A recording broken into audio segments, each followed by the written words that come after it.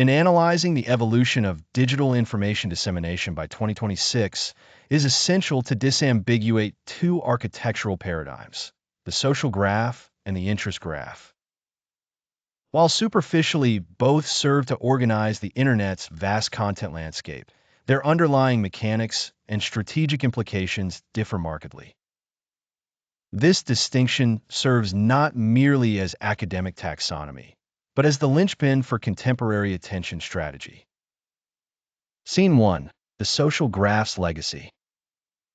For over a decade, the social graph was the cartographer of online experience.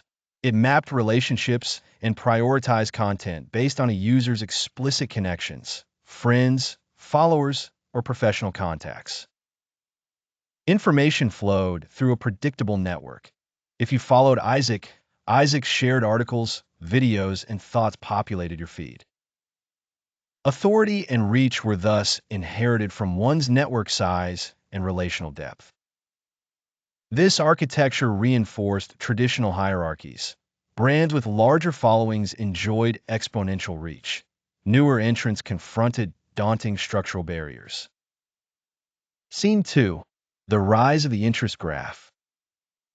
By 2026, techno-social tectonics had shifted.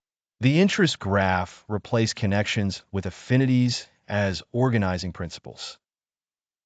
Rather than tracing who you know, it mapped what you love.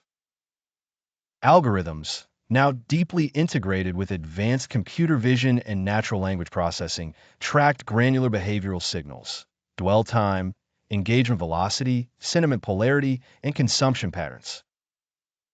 No longer did one's feed hinge on the influence of a few individuals. It now dynamically reflected the complex tapestry of micro-interests manifesting each moment. Suddenly, a passionate amateur chef could reach all users currently obsessed with fermentation, regardless of prior social connections. Scene 3. Precision through hypertargeting. Hypertargeting, once reliant on collaborative filtering, people who liked X also liked Y, matured into content-based filtering. Algorithms did not merely generalize by demographic proxies or broad user groups, but constructed unique engagement fingerprints for each participant. Every scroll, pause, or annotation was data. A user pausing repeatedly on videos about upcycled fashion, leaving enthusiastic comments, and rewatching tutorials, was categorized into emergent niche clusters. Content providers could then hyper-personalize distribution, often predicting latent interests before users themselves articulated them.